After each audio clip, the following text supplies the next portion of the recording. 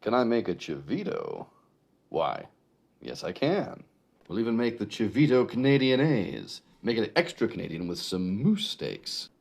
I've made a huge mistake.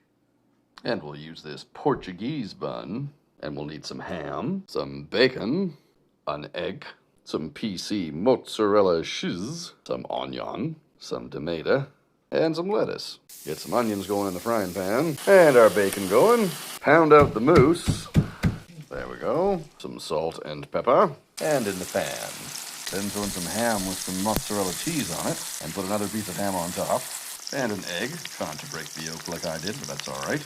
Then we go steak, ham and cheese, bacon, and egg. Ensure bun is nicely toasted.